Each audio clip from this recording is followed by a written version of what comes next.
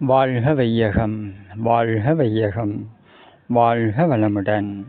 எல்லாம் வல்ல இறைவா, மெய்ப்பொருளே, சுத்த வெளியே, சூழ்ந்தழுத்தும் பேரியக்க பேராதார பேருந்து ஆற்றலே, பேரறிவே, வற்றாயிருப்பே, காலமெனும் காந்தமே, இப்பேருண்மையை மண்ணுலகில் மாந்தரெல்லாம் உள்ளுணர்வாய் உணர்ந்து உய்யட்டும். அன்னைக்கு வணக்கம், தந்தைக்கு வணக்கம், அருளாய் நிறைந்துள்ள ஆசான் அருள் தந்தை வேதாத்திரி மகரிஷி அவர்களுக்கு வணக்கம். அன்பு குரல் யூடியூப் சேனல் அன்பர்கள் அனைவருக்கும் இனிய வணக்கத்தையும் வாழ்த்தினையும் தெரிவித்துக் கொண்டு இன்றைய சிந்தனைக்கு எல்லா விளக்கும் விளக்கல் என்ற தலைப்பில் சிந்திப்போம். பகுதி 2. சரி பார்த்துக்கலாம் அப்படின்னு தள்ளி போட்டோம்னா மறுபடியும் சிக்கல்கள் அதிகமாகிட்டே தான் இருக்கும். சில விஷயங்களை தள்ளி போடலாம், ஆனால் எல்லாத்தையும் என்ன பண்ணிடக்கூடாது, தள்ளி போட்டுறக்கூடாது இல்லையா? உடனடியாக தீர்க்க வேண்டிய சிக்கலை நாம் என்ன பண்ணுறோம்னா தள்ளி போட்டுறோம். உடனடியாக தீர்க்க வேண்டியதை உடனடியாக தீர்த்தரணும். தள்ளி போட வேண்டியதை மட்டும்தான் தள்ளி போடலாம். ஆனால் நாம் எல்லாத்தையும் என்ன பண்ணுறோம், இதுதான் ஒரு மயக்கம் கலந்த மனோபாவம். ஏதோ ஒரு மயக்கம் நம்மளை மயக்குது பாருங்க. எதுக்குள்ளேயாவது சிக்கிக்கிட்டு சரி அப்புறமா பார்த்துக்குவோம், பக்கத்து வீட்டுக்காரங்கிட்ட உட்காந்து கதை பேசுறது, அல்லது வேலை இருக்குது ஒர்க்கு அப்படின்ட்டு போயிடுறது, இப்படியே தள்ளி போட்டுக்கிட்டே போயிட்டே இருக்கும். அப்போ என்னைக்கு தான் இதற்கான தீர்வு அப்படின்னு ஒன்று இருக்கு இல்லையா? ஸோ நாம் தள்ளி போட வேண்டியதை தள்ளி போடலாம், எல்லாத்தையும் தள்ளி போடக்கூடாது. அப்படிங்கும்போது இயற்கையில் நமக்கு ஒரு பேர் வரும். என்ன? இன்று இந்த 1 மணி நேரத்தில் உன்னுடைய கடமையை நீ செய்ய தவறிவிட்டாய், கடமை தவறிய குற்றவாளி. இயற்கை நமக்கு அந்த இடத்துல அந்த பேர் தான் நமக்கு கிடைக்கும். இப்போ இந்த 1 மணி நேரத்தில் நான் செய்ய வேண்டிய கடமையை சரியாக செய்யலை அப்படின்னா இயற்கையோட ரூல்ஸ் அண்ட் ரெகுலேஷனில் நான் என்னுடைய கடமையை தவறிவிட்டேன். இப்போ இதுக்கெல்லாம் நாம் இடம் கொடுக்காம நம்முடைய வாழ்க்கையில் சிறப்பு தன்மைகளை மேலோங்க செய்து கொண்டே வாழணும். இப்படி நம்முடைய வாழ்க்கையில் நிறைய போலிகள் இருக்குது, நிறைய கற்பனைகள் இருக்குது. ஸோ இந்த கற்பனையெல்லாம் நம்ம கொஞ்சம் முதல்ல கண்டுபிடிக்கணும், கண்டுபிடிச்சு அதை கடை தெரியணும். அதை நம்ம அதுக்கும் நமக்கும் ஒரு இடைவெளியை உருவாக்கிக்கணும். அப்படி இடைவெளியை உருவாக்கிக்கிட்டாதான் அந்த பிரச்சனையை எப்படி சால்வ் பண்ணலாங்கிற அந்த மைண்ட் செட்டு, அந்த அறிவு சிந்தனையும் நமக்கு உருவாகும். பிரச்சனைக்குள்ளேயே இருந்தது பிரச்சனைக்கு தீர்வெல்லாம் கிடைக்கவே கிடைக்காது. இப்போ முதல்ல அந்த பிரச்சனையை விட்டு வெளியில் வரணும். வெளியில் அந்த பிரச்சனை எப்படி உருவாச்சு, யாரால் உருவாச்சு, அந்த பிரச்சனைக்கு எனக்கும் என்ன தொடர்பு, இந்த பிரச்சனையை நான் சால்வ் பண்ணணும் அப்படின்னா நான் எடுக்க வேண்டிய முயற்சி என்ன அப்படின்னு இவ்வளோ விஷயம் இருக்கு இல்லையா? அப்போ நம்ம இப்போ பிரச்சனைக்குள்ளேயே போய் சிக்கிட்டு இருந்தோம் அப்படின்னா இதை நம்ம சிந்தனைக்கே வராது. இதுதான் மயக்கம், இதுதான் மாயை. இந்த இடத்துல தான் என்ன பண்ணுறோம், சரி அடுத்த தடவை பார்த்துக்கலாம், இல்லாட்டி நாளைக்கு பார்த்துக்கலாம் அப்படின்னு தள்ளி போட்டுறோம்.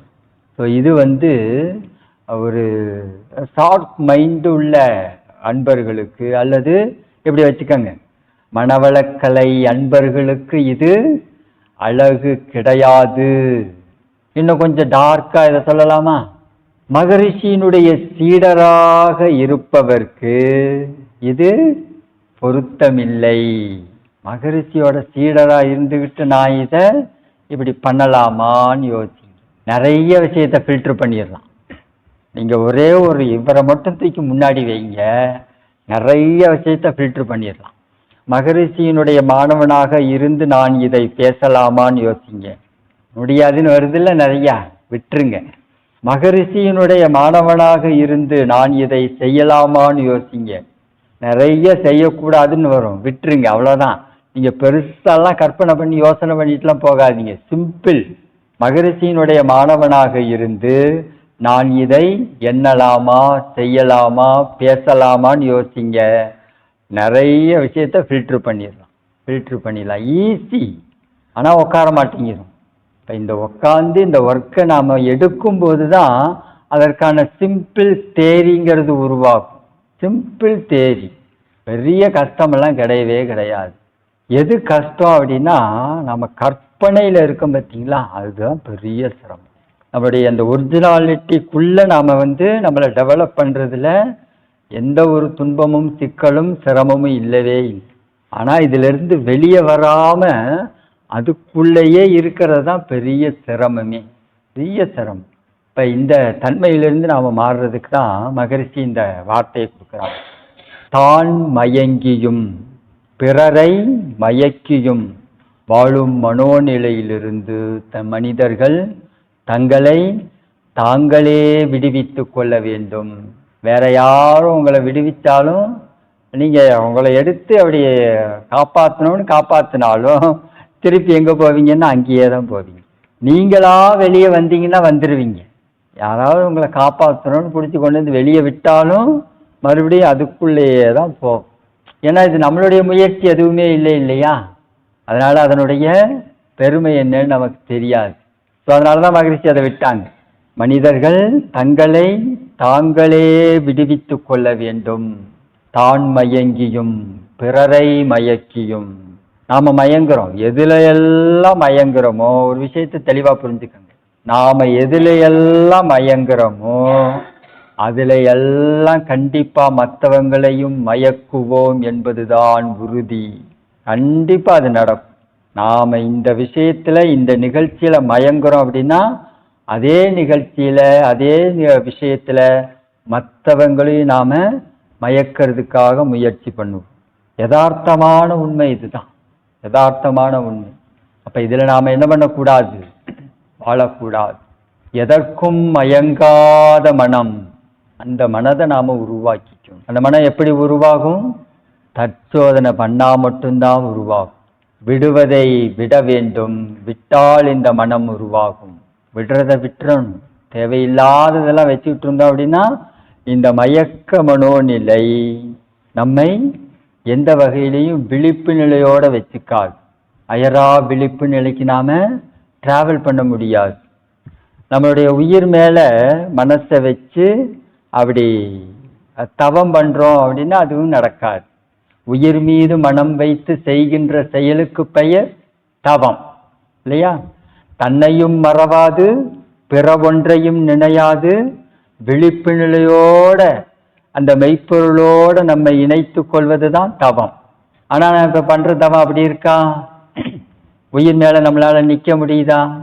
உயிர்ங்கிறது ஒரு துகளானதுங்கிறது இங்கே வந்ததுக்கு அப்புறம் தான் நமக்கு தெரியுது. அந்த துகள் எப்படி இருக்குன்னா அதை கண்ணாலேயே பார்க்க முடியாது, அவ்வளவு ரொம்ப சின்னது. அப்படிப்பட்ட அந்த சின்ன பொருள் மேலே மனசை கொண்டு போய் வைக்கணும். அப்போ மனசு எப்படி இருக்கணும், அதை விட சின்னதாக இருக்கணும். நல்லா புரிஞ்சுக்கோங்க. ஒரு பொருள் மேலே இன்னொரு பொருளை வைக்க போகிறோம் அப்படின்னா அந்த பொருளை விட இந்த பொருள் நுணுக்கமானதாக இருந்தால் மட்டும்தான் அது மேலே அதை வைக்க முடியும். இல்லைன்னா ஸ்கிப் ஆகும், அது மேலே ஸ்டேபிள் ஆகாது.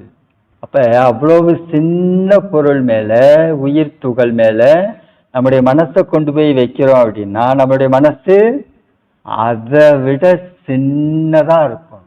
ஆனால் இப்போ நம்மளுடைய மனசு அதை விட சின்னதாகுதா? மனசு அப்படியே மிதக்குது, மனசு அப்படியே மயங்குது. கண்டதே காட்சி கொண்டதே கோலம்னு எல்லாத்தோடையும் அப்படியே கலந்து இருக்கு. அப்ப இந்த மனம் உயிர் மீது நிற்பதற்கான மனம் கிடையாது. இதை மாற்றணும். பாருங்க, தன்னையும் மறவாது பிற ஒன்றையும் நினையாது. நம்மளை நம்ம மறக்காம இருக்குமா? தவத்துல தவன்னு ஆரம்பித்தோனையே ஆல்பா வருதா? ஆல்பா வந்தோடனேயே அதுக்கப்புறம் அப்படியே தூங்கிடுறோம். இப்போ நம்மளை மறந்துடுறோம். பிற ஒன்றை நினையாது, மற்றதை நினைக்காம இருக்கமா? சும்மா இருந்தாவது 2-3 எண்ணம் தான் வரும். ஆனால் தவத்துக்குன்னு உக்காந்தா வரிசையா வருது, 1 by 1 வந்துகிட்டே இருக்கு. இவ்வளோ எண்ணம் எங்கதான் இருந்ததுன்னு தெரியல, நீங்கள்லாம் நான் தவம் பண்ணும்போது தான் வருவீங்களா அப்படிங்கிற மாதிரி அவ்வளோ எண்ணம் வருது. இப்போ இதுக்கெல்லாம் காரணம் என்ன அப்படின்னா சிம்பிள். இதை அன்போடு ஏற்றுக்கங்க. நாம் இதுக்கு முன்னாடி தவம் பண்ணதே கிடையாது. இப்போ தான் தவ வாழ்க்கைக்குள்ளே வந்திருக்கோம். அப்படிங்கும்போது இந்த எண்ணங்கள் ஓடிக்கிட்டே தான் இருக்கும். எண்ணத்துடைய வேலை என்ன அப்படின்னு ஓடுறது தான். அது ஓடிக்கிட்டே தான் இருக்கும். ஓடுறத ஓட விட்டுருங்க. நீங்கள் போய் அதோட மெஜ்ஜானாதான் நீங்களும் அதோட சேர்ந்து ஓடுவீங்க. இப்போ நம்மளுடைய வேலை என்ன அந்த இடத்துல? தவம் பண்ணுறது தானே. தவம் பண்ணுறதை விட்டுட்டு எதுக்காக எண்ணம் ஓடுதுங்கிறதுக்காக அது கூட சேர்ந்து ஓடணும்? இப்போ இந்த புரிதல் நமக்கு வரணும் இல்லையா? எண்ணங்கிறது ஓட தான் செய்யும். எண்ணம் எப்போ நிற்கும் அப்படின்னா மகிழ்ச்சி ரொம்ப சிம்பிளாக சொல்கிறாங்க. ஒன்றும் இல்லை, உயிர் எப்போ உடம்பும் பிரியுதோ அப்போ எண்ண ஓட்டம் இருக்காது, அவ்வளோதான். அப்போ அது வரைக்கும் எண்ணங்கிறது ஓடிக்கிட்டே தான் இருக்கும். வேணா பண்படைய என்ன ஆகும்? அந்த எண்ண ஓட்டங்கிறது கொஞ்சம் குறையும். ஒரு 10 நிமிஷம் தவத்தில் ஒரு 50 எண்ணம் வந்துதா, இது பண்படைய ஒரு 10 நிமிஷத்தில் நமக்கு ஒரு 50 எண்ணங்கிறது 10 எண்ணமாக குறையும். இப்படி தான் குறையுமே ஒழிய எண்ணமே இல்லாமல்லாம் போகாது. உயிர் இருக்கிற வரைக்கும் எண்ணங்கள் இருந்து கொண்டே தான் இருக்கும். இப்போ நாம தான் என்ன பண்ணணும்? இந்த எண்ணத்திற்கும் எனக்கும் இந்த பதிவுன்னு வச்சுக்கோங்க, இந்த பதிவுக்கும் எனக்கும் தொடர்பு இல்லை, அதை நான் துண்டித்து கொண்டு உயிரை கவனித்து கொண்டிருக்கிறேன் அப்படின்னு தவம் பண்ற வேலையை தவமா செய்யணும். நான் இதை விட்டுட்டு என்ன ஓடுதுங்கிறதுக்காக அங்கே ஓடிக்கிட்டே இருந்தோம்னா அதுதான் தன்னையும் மறவாது பிற ஒன்றையும் நினையாது. அந்த மெய்ப்பொருளோடு மெய்ப்பொருளால் லயமாகிறதுக்கு முயற்சி பண்ணணும். அப்படிங்கும்போது இந்த புரிதல் வேணும். அது ஓடிக்கிட்டே தான் இருக்கும், அது ஓடட்டும், அது அன்போடு ஏற்றுக்கங்க. இப்போ நீங்கள் இவ்வளோ எண்ணம் வருதுன்னு வெறுக்கும் போது என்ன ஆகும்னா இன்னும் வேகமாக ஓடும். நீ என்னையெல்லாம் விட்டுட்டு தவம் பண்ணி நீ சித்தி அடைஞ்சிருவ, வா போறியான்னு பார்த்துடலாம், உன்னை நான் விட்டுருவேனா என்ன அப்படின்னு அதுவும் என்ன பண்ணும்? நம்மளை விட பலமாக முயற்சி பண்ணும். அதனால தான் அதுக்கிட்ட எல்லாம் பெருசாக சண்டையெல்லாம் போடாதீங்க. இங்கே மனுஷங்கிட்ட வாழ்கிற மாதிரியே அங்கேயும் போய் அதுக்கிட்ட டீல் பண்ணாதீங்க, அது வேற லெவல். அது இங்கே மனுஷர்கிட்ட பார்த்து எனக்கு பிடிக்கலைன்னா உடனே சண்டை போடுறது, உடனே திட்டுறது. இங்கேயும் எனக்கு உன்னை பிடிக்கல, நீ ஏன் கெட்ட எண்ணமாக இருக்க, நான் உன்னை வெறுக்கிறேன், இதே சைக்காலஜியை கொண்டு அங்கேயும் பயன்படுத்துகிறோம். இப்போ இதுகிட்ட டீல் பண்ண அப்படின்னா இது வேற மாதிரி செயலை தூண்டி விட்டுரும். அப்போ இதுகிட்ட அப்படியெல்லாம் டீல் பண்ணக்கூடாது. அதனால தான் மகிழ்ச்சி இந்த இடத்துல வாழ்த்த கொடுக்குறாங்க. நீங்கள் வாழ்த்தி தான் உங்களையும் உங்களுடைய தன்மையும் மாற்ற முடியுமே ஒழிய திட்டி தீட்டோ அல்லது வெறுப்புணர்ச்சியை வச்சுக்கிட்டோ உங்களுக்குள்ள உள்ள தன்மையை ஒரு நாளும் மாற்ற முடியாது. நமக்குள்ள இருக்கிற தன்மையை மாற்றணும்னா ஒரே வழி வாழ்த்துறது மட்டும்தான். இப்போ நம்மையும் நாம் வாழ்த்திக்கிறோம், நம்மளையும் நாம் வாழ்த்தணும். உங்களுடைய உடல் செல்களை வாழ்த்துங்க, உங்களுடைய கருமையத்தை வாழ்த்துங்க. என்னுடைய கருமையத்தில் உள்ள பதிவுகள் எல்லாம் வாழ்க வளமுடன் அப்படின்னு வாழ்த்துங்க. இப்படி ஒரு விஷயத்த நமக்கு வால்மீகி ராமாயணத்தில் அவர் ஒரு சுச்சுவேஷன் அமைச்சு புரிய வைக்கிறார். அதாவது நம்மளுடைய கருமையத்தில் எல்லா பதிவுகளும் இருக்கு இல்லையா, பாசிட்டிவ் நெகட்டிவ் எல்லாமே இருக்கு. அப்போ இதை எப்படி டீல் பண்ணணும் அப்படின்னா அதுக்கு வால்மீகி ஒரு ஐடியா சொல்கிறார். ஒரு சுச்சுவேஷன் என்ன, வாலிங்கிற ஒரு கேரக்டர் ராமன்கிற ஒரு கேரக்டரால் எப்படி கொல்லப்பட்டார்னு காட்சி அமைக்கிறார். அப்படின்னா வாலியை ராமன் மறைந்திருந்து கொன்றான் அப்படிதானே அதில் கொண்டு வர்றாரு. என்ன காரணம் அப்படின்னா இந்த வாலி அவர் வாங்கின வரம்னு ஒன்று இருக்கு. என்ன, வாலியை எதிர்த்து போராடி அவருக்கு முன்னாடி யார் நின்னாலும் அந்த எதிர்க்கிறவங்களுடைய பாதி பலம் வாலிக்கு டிரான்ஸ்ஃபர் ஆகிடும், பாதி பலம் அவருக்கு டிரான்ஸ்ஃபர் ஆகிடும். அப்படி டிரான்ஸ்ஃபர் ஆயிடுச்சு அப்படின்னா மீதியை வச்சுக்கிட்டு இவங்க எப்படி அவர்களை ஜெயிக்கிறது? அதனால வாலியை எதிர்த்தெல்லாம் யாருமே ஜெயிக்க முடியாது. அதனால என்ன பண்றாரு ராமர்? வாலியை மறைந்திருந்து தாக்குகிறார். அப்ப இதே மாதிரி தான் நம்முடைய வினைப்பதி, இது ஆக்சுவலா வினைப்பதிவுக்காக அவர் சொன்ன விஷயம்தான். நாம அது ஏதோ ராமர் பண்ணது, வாலியை கொண்டுட்டாரு அப்படின்னு வேற மாதிரி கற்பனை பண்ணிக்கிறவங்க. இது நமக்குள்ள இருக்கக்கூடிய வினைப்பதிவை நான் எப்படி டீல் பண்ணணுங்கிற விஷயத்தை தான் கற்றுக் கொடுக்குறாரு. உங்கள்கிட்ட இருக்கக்கூடிய வினைப்பதிவை, விலங்கின பதிவை நேருக்கு நேராலாம் ஃபேஸ் பண்ணாதீங்க. நேருக்கு நேராக உன்னை அழிச்சிட்றேன், இல்லாமல் ஆக்கிடுறேன், என்னுடைய தவக்கணலால் உன்னை எரிச்சிட்றேன் அப்படின்னா அது விஸ்வரூபம் எடுக்கும்.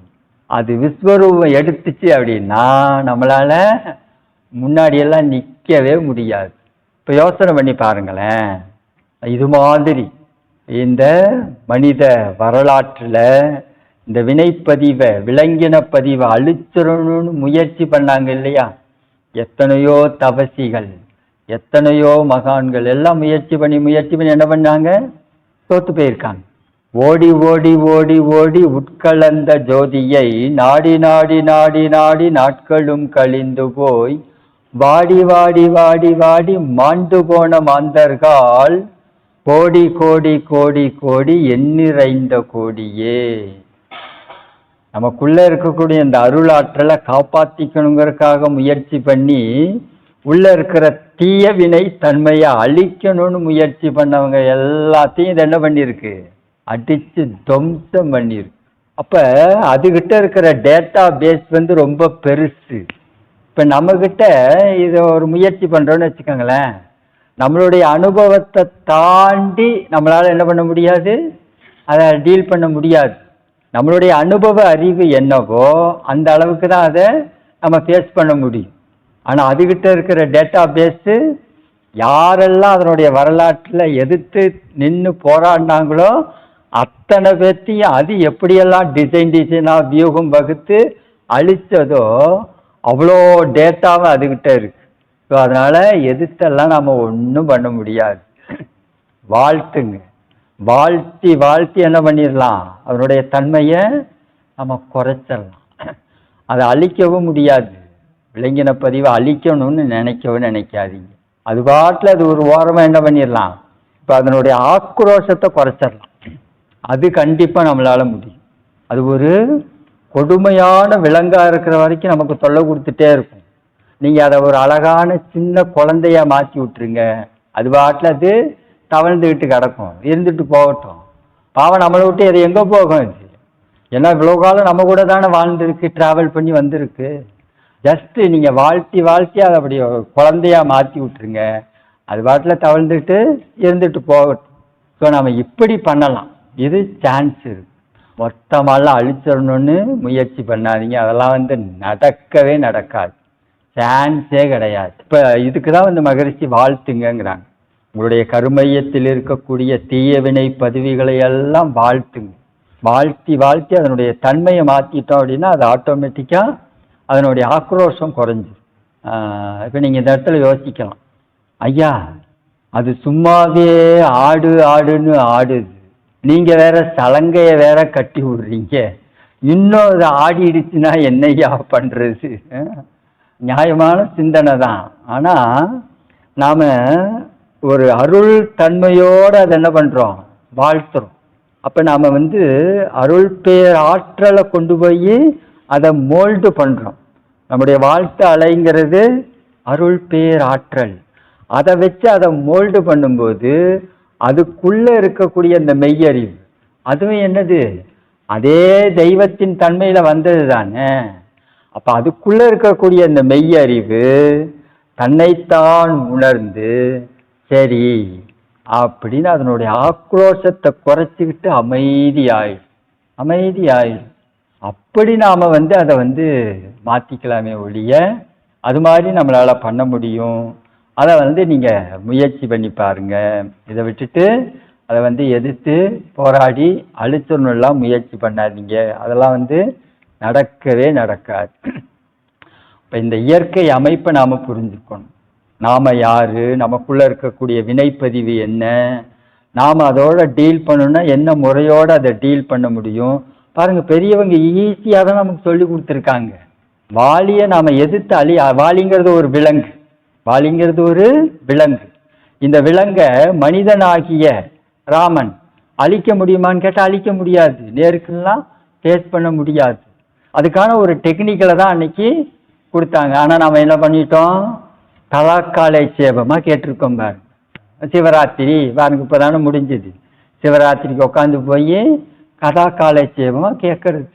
எவ்வளவு அழகா அவர் ராமாயணம் படித்தார், மகாபாரதம் படித்தார் அப்படின்னு அங்கேயும் போய் மயங்கி இருக்கும். இப்போ இந்த மயக்கமே நமக்கு வேண்டாம், மயங்காதீங்க, எதுக்கும் மயங்காதீங்க. மகரிஷிக்கிட்டேயே மயங்காதீங்க, தேவையே இல்லை. மகரிஷிக்கிட்டையும் மயங்கி என்ன பண்ண போகிறோம்? அதற்கு பதிலாக விழிப்பு நிலையோட வாழணும். தவத்திலேயும் மயங்காதீங்க, உடல் பயிற்சியிலேயும் மயங்காதீங்க, காயக்கல்பத்திலேயும் மயங்காதீங்க. அப்படி மயக்கம் நீங்கிய தன்மையோட வாழும். அப்படி மயக்கம் நீங்கிய மனதிற்குத்தான் உள்ளதை உள்ளவாறு உணரக்கூடிய அந்த தன்மை கிடைக்கும். இந்த தன்மை அப்பதான் கிடைக்கும். நாம எதையும் தப்பா புரிஞ்சுக்காம அதை இருக்கிற மாதிரி புரிஞ்சுக்கிட்டு அதை எப்படி எந்த முறையில் டீல் பண்ணணுமோ அந்த நாலேஜையும் நமக்குள்ளே டெவலப் பண்ணிக்கலாம். இப்போ இது எல்லாத்துக்கும் தீர்வுங்கிறது தற்சோதனை தான். தற்சோதனை செய்ய செய்ய அது உங்களுக்கே புரியும். எல்லாத்தையும் இங்கே அடுத்தவங்க தான் சொல்லி நாம் தெரிஞ்சுக்கணுங்கிற அளவுக்கு நாமெல்லாம் பலகீனமாலாம் நம்ம உருவாக்கப்படவில்லை. நமக்குள்ளேயே எல்லா விஷயமும் இருக்கு. ஜஸ்ட் அதை சில தன்மைகள் மூடி இருக்கு, சில மயக்க நிலைகள் மேலோட்டமாக இருந்துகிட்டு இருக்கு. ஸோ இதை மட்டும் தூசி தட்டிட்டீங்கன்னு வச்சுக்கோங்களேன், ஆட்டோமேட்டிக்காக இருக்கிறது மலரும். நமக்குள்ளே இருக்கக்கூடிய அந்த மெய்ஞான தன்மை அப்படிங்கிறது ஆட்டோமேட்டிக்காக மேலே வந்து. ஸோ அதற்கு நாம் முக்கியத்துவம் கொடுத்து நம்மளுடைய வாழ்க்கையை வாழும்போது தான் அதை ஃபில்ட்ரு பண்ணுறது தான், வேறு ஒன்றும் இல்லை. தேவையில்லாததெல்லாம் விட்டுட்டு தேவையானதை மட்டும் வச்சுக்க போகிறோம், அவ்வளோதான். பெருசாலாம் எந்த ஒரு இதுவும் இல்லை. அப்போ இந்த ஒரு குறளை மறந்துடாதீங்க. எல்லா விளக்கும் விளக்கல்ல, சான்றோர்க்கு பொய்யா விளக்கே விளக்கு. எல்லா செயலும் செயல் அல்ல, சான்றோர்க்கு பொய்யா செயலே செயல். இப்போ நம்முடைய செயல் எப்படி இருக்கணும்? என்னென்னைக்கும் வாழணும். நம்முடைய செயல் அழியக்கூடியதாக இருக்கக்கூடாது. பொய்யா விளக்கு அப்படின்னா அழிவற்ற தன்மை தான். இப்போ மகரிஷியினுடைய செயல் பாருங்க, இப்பயும் நம்மக்கிட்ட வாழ்ந்துட்டு இருக்கு இல்லையா? மகரிஷியினுடைய செயலும் மகரிஷியினுடைய எண்ணமும் மகரிஷியினுடைய பேச்சும் அழியாமல் வாழ்ந்துட்டு இருக்கு இல்லையா? இதுதான். அப்போ இந்த முறையில் நாமளும் என்ன பண்ணணும், நம்ம அளவில் அழியக்கூடிய நிகழ்ச்சிகளில் இருந்து நம்மளை விலக்கி கொண்டு அழியாத தன்மை அந்த நிலையில் நாம் நம்முடைய எண்ணம் சொல் செயல்களை அமைச்சுக்கணும். இப்போ சான்றோர் அப்படின்னா எல்லாத்துக்கும் சாட்சியாக இருப்பவர்னு பொருள். இப்போ உங்களை இங்கே வகுப்பு ஆரம்பிக்கும்போது சான்றோர் பெருமக்களாகிய அப்படின்னு சொல்கிறோம் இல்லையா? என்ன அர்த்தம்? இங்கே நடத்தக்கூடிய பயிற்சி எல்லாத்துக்கும் நீங்கள் தான் சாட்சின்னு அர்த்தம். இங்கே நடத்தக்கூடிய பயிற்சிக்கெல்லாம் நீங்கள் தான் சாட்சி. இங்கே என்ன அறிவின் வெளிச்சம் உங்களுக்கு கிடைக்கிறதோ அதன் வழி நீங்கள் வாழ்பவர்கள்னு பொருள். அதுக்கு ஏதோ சும்மாலாம் நம்ம இருந்தாலும் சொல்லலை. அப்போ நாம் எல்லாத்துக்கும் சாட்சியாக இருந்து நம்முடைய வாழ்க்கையை வாழணும். அப்போ அந்த சான்றோராக இருந்து வாழ்வன் வாழ்க்கை தான் சிறப்புடைய வாழ்க்கை. அந்த நிலைக்கு நம்மளை நாம் உயர்த்திக்கும். இது நாம் உயர்ந்தணும்னு நினச்சி செயலை செஞ்சால் மட்டும்தான் உயர்வும். மற்றவங்க யாராவது தூக்கி விடுவாங்க, தூக்கி விட்டா ஈஸியாக இருக்கும் அப்படின்னா அதெல்லாம் நடக்கவே நடக்காது. அப்படியே தூக்கி விட்டாலும் நாம் அந்த இடத்துல என்ன பண்ண மாட்டோம், ஸ்டாண்டர்டாக இருக்க மாட்டோம். அப்படி தூங்கி எந்திரிக்கிற வரைக்கும் அங்கே இருப்போம், அவன் மறுபடியும் தூங்கினோம்னா கீழே வந்துருக்கும். ஸோ அதனால் அதெல்லாம் வேண்டாம். நாமளே என்ன பண்ணுவோம், கையை காலை ஊனி எந்திரிச்சிடலாம். மகரிஷி தான் பயிற்சி கொடுத்துருக்காங்களே நமக்கு, இவ்வளோ பெரிய பயிற்சியை வச்சுக்கிட்டு, மனவளக்கலை அப்படிங்கிற ஒரு பயிற்சியை வச்சுக்கிட்டு நாம் நம்மளால் முடியலைன்னா யோசிக்கவே கூடாது. இதை விட ஒரு சிறந்த ஒரு வாய்ப்பு நமக்கு கிடைக்க போகிறதே இல்லை. இப்போ நாம் இறுதி கட்டத்துக்கு வந்துட்டோம். இப்போ நம்மளுடைய பயிற்சியை நாம் நல்ல முறையில் பயன்படுத்தினோம்னா நம்முடைய அறிவும் உயரும். அறிவும் உயர்ந்த நிலையிலிருந்து நம்முடைய செயல் பண்புகளை வகுத்து கொண்டு நல்லதோர் வாழ்க்கையை எல்லாரும் நல்லா இருக்கணும் அப்படிங்கிற தன்மையோட வாழலாம். வேற ஒண்ணுமே கிடையாது மனித வாழ்க்கைங்கிறது, அவ்வளோதான். நாமளும் சந்தோஷமா வாழ்றது, மற்றவங்களையும் சந்தோஷமா வச்சுக்கிறது தான். அப்ப அந்த தன்மைக்கு நம்மளை உயர்த்திக்கணும். அதுக்கு மனவளக்கலை பயிற்சியை தற்சோதனையோடு ஏத்துக்கங்க, பழக்கமா வச்சுக்காதீங்க. தற்சோதனை பண்ணுங்க, எல்லாத்தையும் தற்சோதனை பண்ணி புரிஞ்சுக்கங்க. நாமும் நம் குடும்பமும் வாழ்வில் எல்லா வளங்களும் நிறைவாக பெறுவோம் என்று கூறி இந்த சிந்தனையை நிறைவு செய்து கொள்வோம். இந்த சிந்தனை உங்களுக்கு பிடிச்சிருந்ததுன்னா நம்முடைய யூடியூப் சேனலை சப்ஸ்கிரைப் பண்ணிக்கோங்க. தெரிந்த அன்பர்களுக்கு ஷேர் பண்ணுங்கள். இந்த சிந்தனை பற்றிய கருத்துக்கள் வரவேற்கப்படுகின்றன. நன்றி, வாழ்த்துக்கள், வாழ்க வளமுடன்.